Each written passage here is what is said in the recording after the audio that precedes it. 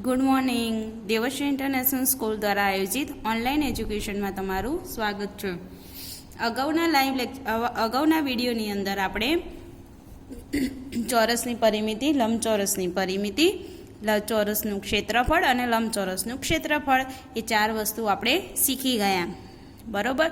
ફરીથી એક વખત યાદ કરી લઈએ. ચોરસની પરિમિતિ બરાબર 4 ગુણ્યા લંબાઈ. લંબચોરસની પરિમિતિ બરાબર 2 કૌંસમાં લંબાઈ વત્તા પહોળાઈ. ચોરસનું ક્ષેત્રફળ બરાબર લંબાઈ ગુણ્યા લંબાઈ અને લંબચોરસનું ક્ષેત્રફળ બરાબર લંબાઈ ગુણ્યા પહોળાઈ. બરોબર. હવે ચોપડીની અંદર જોઈએ કે બિંદુઓમાંથી બનાવેલ કાગળ પરના લાલ ચોરસની બાજુ માપો. આની આપણે બાજુ માપી એ 1 સેમીની થાય છે. આવા 12 ચોરસ વડે અલગ અલગ પ્રકારના જેટલા પણ લંબચોરસ બને તે દોરો. 12 ચોરસ વડે કેટલા લંબચોરસ બનાવી શકાય છે? તો અહીં જો આ 1, આ 2, આ 3, આ 4, આ 5, આ 6 અને 7. તો તમે 12 ચોરસ વડે કેટલા લંબચોરસ બનાવ્યા? 7 લંબચોરસ બનાવ્યા. અહીં એક છે હદની લંબાઈને પરિમિતિ કહે છે. તે આપણે શીખી ગયા. હદની લંબાઈ એટલે કે આ કિનારી અથવા તો બાજુ. કિનારીને આપણે બાજુ પણ કહી શકીએ. તો એની જે લંબાઈ હોય એને પરિમિતિ કહે છે.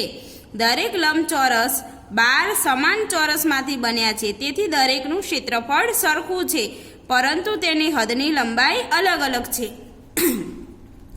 આ બધા લંબચોરસ કેવી રીતના બન્યા છે? 12 ચોરસથી જ બનેલા છે.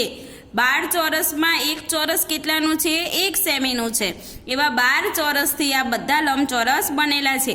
માટે દરેકની પરિમિતિ કેવી થશે? દરેકનું ક્ષેત્રફળ કેવું થશે? ક્ષેત્રફળ સરખું થશે. કેમ? ક્ષેત્રફળનો મતલબ થાય છે કે તેને રોકેલી જગ્યા. તો 12 ચોરસ કેટલી જગ્યા રોકે? તો 12 ચોરસ અલગ અલગ રીતે ગોઠવો તો પણ એ જેટલું એનું માપ છે એટલી જ જગ્યા રોકવાનો, વધારે કે ઓછું રોકવાનો છે નહીં. એટલે 12 ચોરસમાંથી 7 લંબચોરસ બને એ બધાનું ક્ષેત્રફળ કેવું થશે? સરખું થશે. જ્યારે પરિમિતિ અલગ અલગ થશે. જે આપણે અગાઉ નોટબુકની અંદર વિવિધ આકૃતિઓ દોરી એમાં આપણે દરેક ચોરસનું ક્ષેત્રફળ પણ માપ્યું હતું અને પરિમિતિ પણ માપી હતી. તમે જોયું હશે ક્ષેત્રફળ બધું સરખું થાય છે, જ્યારે પરિમિતિ ખાના લંબચોરસ વાઇઝ અલગ અલગ હોય છે. જેમ એનો આકાર બદલાય એમ એની પરિમિતિ પણ બદલાય છે. એટલે ફરીથી એક વખત યાદ કરી લઈએ. પરિમિતિ એટલે કિનારીનું માપ, જ્યારે ક્ષેત્રફળ એટલે એ વસ્તુએ રોકેલી જગ્યાનું માપ, એટલે એને પરિમિતિ કહેવાય. કયા લંબચોરસની પરિમિતિ સૌથી વધારે છે? આ લંબચોરસો દોર્યા એમાં કોની પરિમિતિ સૌથી વધારે થશે? તો આપણે આને ગણીએ પરિમિતિ. તો આ 1 સેમી, 2, 3, 4, 5, 6, 7, 8, 9, 10, 11, 12, 13, 14, 15, 16, 17, 18, 19, 20, 21, 22, 23, 25 ને 26. આની પરિમિતિ થાય છે 26. આ લાંબા લંબચોરસની. અને આની પરિમિતિ આપણે માપીએ 1, 2, 3, 4, 5, 6, 7, 8, 9, 10, 11, 12, 13 ને 14. આની કેટલી થઈ હતી? આની થઈ હતી 26 અને આની થઈ છે 14. એટલે આ બધા પણ કેટલાના પરિમિતિ થશે? આ બધાની 14 જ થશે. આની ખાલી માપી જોઈએ. 1, 2, 3, 4, 5, 6, 7, 8, 9, 10, 11, 12, 13, 14, 15 ને 16. તો સૌથી વધારે કોની થઈ? આની. એટલે કે કયા લંબચોરસની વધારે છે? તો 1/12 એટલે કે 1 ચોરસ એવી 12. તો કયા લંબચોરસની પરિમિતિ સૌથી વધારે છે? તો આપણે લખીશું 1 ગુણ્યા 12 વાળા લંબચોરસની પરિમિતિ સૌથી વધારે છે. કયા લંબચોરસની પરિમિતિ સૌથી ઓછી છે? કયા લંબચોરસની પરિમિતિ સૌથી ઓછી થઈ?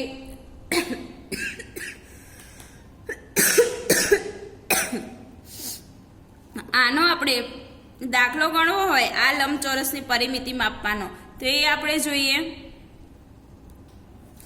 તો આપણે આ લંબચોરસની પરિમિતિ શોધી દઈએ. આ લંબચોરસની અને આ લંબચોરસની એ ત્રણેય લંબચોરસની આપણે પરિમિતિ પહેલા 1/12 એટલે કે એની લંબાઈ એની પહોળાઈ 1 સેમી છે જ્યારે લંબાઈ 12 સેમી છે.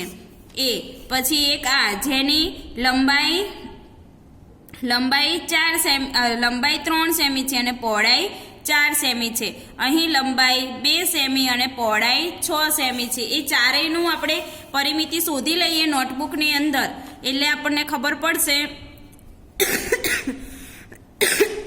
કે એના કોની પરિમિતિ સૌથી વધારે છે અને કોની સૌથી ઓછી છે. આ પાના નંબર 34 પરની પરિમિતિ શોધેલી છે 3 લંબચોરસની. આ 1 સેમી છે એટલે કેટલા સેમી થશે? એક ચોરસ 1 સેમીનું છે તો 1 2 3 4 5 6 7 8 9 10 11 12.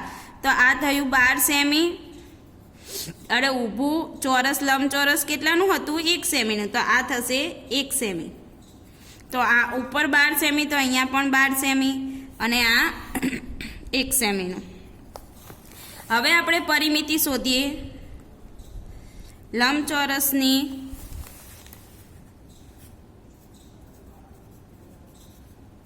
પરિમિતિ બરાબર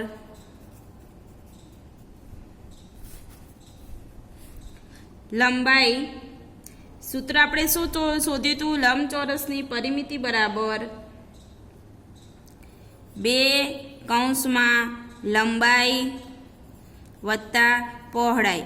અથવા તો તમે એવું પણ કરી શકો છો 1 સેમી વત્તા 12 સેમી વત્તા 1 સેમી વત્તા 12 સેમી. આ આપણે સૂત્ર મૂકીને કર્યું. પેલું આપણે ડાયરેક્ટ સરવાળો કરતા હતા. 2 લંબાઈ કેટલી છે? 12 સેમી વત્તા પહોળાઈ 1 સેમી. 12 ને 1 13 સેમી અને આ બેનો મતલબ થાય છે 2 ગુણ્યા 13 સેમી. 13 દુ 26 સેમી. તો આ લંબચોરસની પરિમિતિ થઈ 26 સેમી. આ લંબચોરસની પરિમિતિ શોધીએ તો આ 1 સેમીનું ચોરસ, આ 1 સેમીનું, એટલે કુલ આ થયું 2 સેમી. અહીંયા 1 2 3 4 5 6 તો ઊભું થયું 6 સેમી. એટલે આપણે 2/6 લખ્યું હતું. 2 સેમી અને અહીંયા થશે 6 સેમી. હવે આની આપણે પરિમિતિ શોધીએ. લંબચોરસની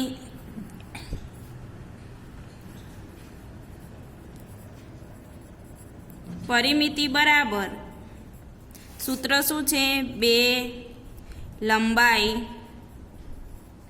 વત્તા પહોળાઈ. લંબાઈ કેટલી છે?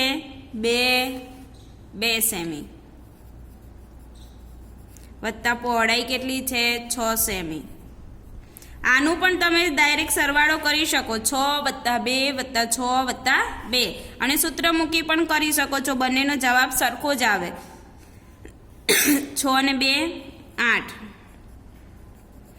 અને 8 દુ 16 સેમી. એટલે આ લંબચોરસની પરિમિતિ થઈ 16 સેમી. આ લંબચોરસની પરિમિતિ થઈ 26 સેમી. બંને 12 ચોરસ ટુકડામાંથી જ બનાવેલા છે છતાં પણ એની પરિમિતિ કેવી આવે છે?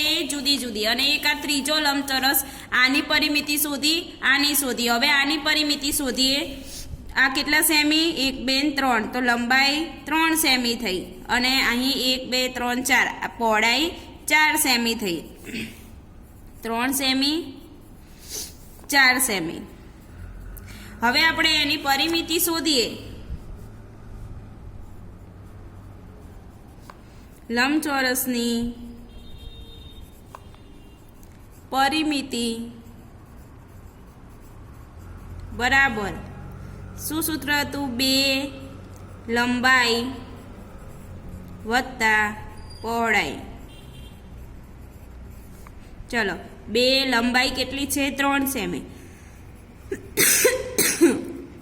પહોળાઈ કેટલી છે? 4 સેમી. આને પણ 3 વત્તા 4 વત્તા 3 વત્તા 4 તમે કરી શકો. 3 ને 4 7 સેમી. હવે આ બેનો ગુણાકાર 2 ગુણ્યા 7 સેમી બરાબર 7 દુ ને 14 સેમી. હવે આપણને આ પ્રશ્નોના જવાબ આપવા સહેલા થશે. અહીંયા લખેલું છે કે કયા લંબચોરસની પરિમિતિ સૌથી વધારે છે અને કયા લંબચોરસની પરિમિતિ સૌથી ઓછી છે. તો આપણે ત્રણેય લંબચોરસની પરિમિતિ શોધી. આ લંબચોરસની પરિમિતિ કેટલી થઈ હતી? 26 સેમી. આ લંબચોરસની પરિમિતિ કેટલી થઈ? 14 સેમી. અને આ લંબચોરસની પરિમિતિ કેટલી થઈ? આની થઈ હતી 16 સેમી અને આની થઈ 14 સેમી. તો સૌથી નાની પરિમિતિ કોની થઈ? આની થઈ. ભલે ત્રણે ત્રણ લંબચોરસ 12 ચોરસ ખાના વડે જ બનાવેલા છે, છતાં પણ બધાની પરિમિતિ કેવી થાય છે? જુદી જુદી. ક્ષેત્રફળ બધાનું સરખું થાય. કેમ કે 12 ચોરસ સરખી જ જગ્યા વધે, પણ એની પરિમિતિ અલગ અલગ થાય. તો આપણે અહીં એનો જવાબ લખીએ કે કયા લંબચોરસની પરિમિતિ સૌથી વધારે છે. કયા લંબચોરસની પરિમિતિ સૌથી વધારે છે? તો આપણે કહી શકીશું કયા લંબચોરસની? તો 3 × 6 એટલે કે 3/4 સૌથી વધારે પરિમિતિ થઈ હતી આ 12 સેમી વાળા લંબચોરસની. તો આપણે લખીશું 1 × 12 વાળા લંબચોરસની પરિમિતિ વધારે છે.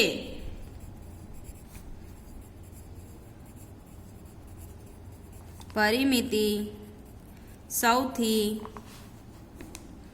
વધારે છે. બીજો સવાલ હતો કયા લંબચોરસની પરિમિતિ સૌથી ઓછી છે?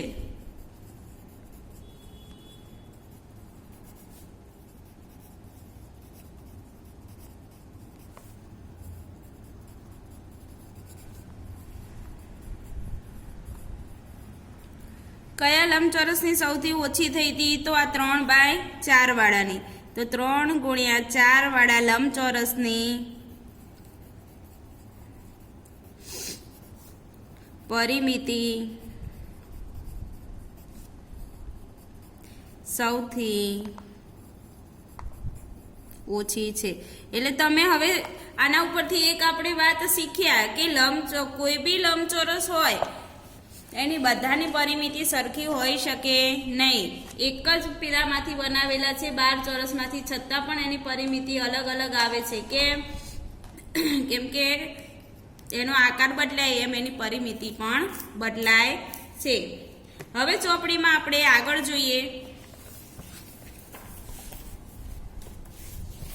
પાના નંબર 35 ઉપર ટિકિટનું માપ. આ રસપ્રદ ટિકિટ જુઓ. આ બધી પહેલાના જમાનામાં પોસ્ટકાર્ડની અંદર આવી ટિકિટો એના વચન પ્રમાણે લગાવવામાં આવતી હતી. અહીંયા દરેકનું માપ આપેલું છે. ટિકિટ ડી એ 12 ચોરસને ઢાંકે છે અને દરેક ચોરસ 1 સેમી લંબાઈનો છે. તેથી ટપાલ ટિકિટ ડીનું ક્ષેત્રફળ 12 ચોરસ સેમી થાય. જો ટિકિટ એ દ્વારા 1 સેમી બાજુવાળા કેટલા ચોરસ ઢંકાય છે? ટિકિટ એ, આ ટિકિટ એ છે, એ કેટલા ચોરસ ઢાંકી દે છે?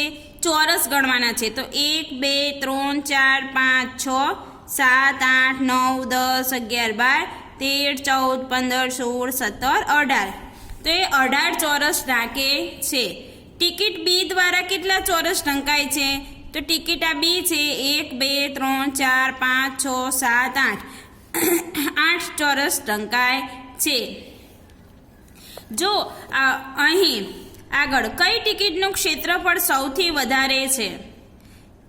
આ ટિકિટ 1 સેમી બાજુવાળા કેટલા ચોરસને ઢાંકે છે? તો સૌપ્રથમ તો હું તમને એમ સમજાવી દઉં કે અહીં આ જે છે એમાંથી આમાંથી આપણે શું શોધ્યું? પરિમિતિ શોધી. આમાંથી આપણે શું શોધવાનું છે? ક્ષેત્રફળ. પરિમિતિ શોધવાનું હોય તો આપણે શું ગણીએ? આ 1 કિનારી, આ 2, આ 3, આ 4, આ 5, આ 6. આપણે વચ્ચે ગણતા નથી. કેમ? પરિમિતિ એટલે કિનારીનું માપ થયું, જ્યારે ક્ષેત્રફળ એટલે તેને રોકેલી જગ્યા. તો આ ટિકિટ એ કેટલા ચોરસ ખાના રોકે છે? તો આ વચ્ચે જેટલા બી ચોરસ ખાના રોકે છે એ એનું ક્ષેત્રફળ કહેવાય. ખબર પડી? પરિમિતિ એટલે કિનારીનું માપ, જ્યારે ક્ષેત્રફળ એટલે તેને રોકેલી જગ્યા. આ ટિકિટ ચેક કેટલા ચોરસ ખાના રોકે છે? પરિમિતિમાં શું ગણીએ આપણે? ટિકિટની કિનારી ગણીએ. જ્યારે ક્ષેત્રફળમાં એને વચ્ચે કેટલા ખાના એ ઢાંકી દે છે, એટલે જેટલા ખાના ઢાંકે એટલી જગ્યા એ રોકે, તો એ એનું ક્ષેત્રફળ થાય. તો ટિકિટ એ 18 ખાના રોકે છે, એટલે આનું ક્ષેત્રફળ કેટલું થયું? 18. આનું ક્ષેત્રફળ થયું 18. અને મેં તમને કહ્યું હતું કે જ્યારે ક્ષેત્રફળ શોધીએ છીએ ત્યારે પાછળ આપણે ચોરસ સેમી એવો એકમ લગાવીએ છીએ. એકલો સેમી નહીં, મીટર હોય તો ચોરસ મીટર અને સેમી હોય તો ચોરસ સેમી. આગળ ચોરસ શબ્દ લગાવવો જરૂરી છે. ક્યારે? જ્યારે ક્ષેત્રફળ શોધીએ ત્યારે.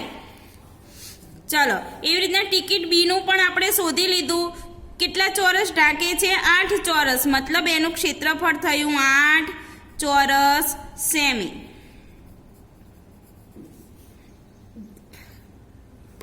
ચોરસ સેમીની જગ્યાએ આપણે ચોરસને ટૂંકમાં 6 એટલું પણ લખાય છે. 6 સેમી. જો અહીંયા લખેલું છે 6 સેમી. 6 સેમીનો મતલબ થાય છે ચોરસ સેમી. ચોરસને ટૂંકમાં 6 પણ કહેવાય છે. હવે આનો જવાબ આપણે શોધીએ કે કઈ ટિકિટનું ક્ષેત્રફળ સૌથી વધારે છે. જે વધારે ખાના ઢાંકતું હોય એનું ક્ષેત્રફળ. તો ડી કેટલા ચોરસ ખાના ઢાંકે? 1 2 3 4 5 6 7 8 9 10 11 12. તો આનું ક્ષેત્રફળ કેટલું થયું? 12. શું લખવાનું? ચોરસ સેમી. આનું ક્ષેત્રફળ 1 2 3 4. ઈનું ક્ષેત્રફળ થયું 4 ચોરસ સેમી. અને આનું ક્ષેત્રફળ 1 2 3 4 5 6 7 8 9 10 11 12. આનું ક્ષેત્રફળ થયું 12 ચોરસ સેમી. તો ખબર પડી તમને? આ જ દાખલો મેં જે ગણાવેલો છે ને એવો જ દાખલો તમને નોટબુકની અંદર પણ કરાવેલો છે. એની અંદર એક જ આકૃતિ પરથી આપણે પરિમિતિ પણ શોધી છે અને ક્ષેત્રફળ પણ શોધ્યું છે. તો એના ઉપરથી તમને ખબર પડશે કે પરિમિતિ જેટલી હોય એટલું ક્ષેત્રફળ થાય નહીં. પરિમિતિ એટલે કિનારીનું માપ અને ક્ષેત્રફળ એટલે તેને રોકેલી જગ્યા. તો આપણે આ દરેકનું ક્ષેત્રફળ શોધ્યું. હવે એમાંથી કઈ ટિકિટનું ક્ષેત્રફળ સૌથી વધારે થયું? આ 18, આ 8, આ સીનું બાકી રહી ગયું. 1 2 3 4 5 6. સીનું ક્ષેત્રફળ થશે 6 ચોરસ સેમી.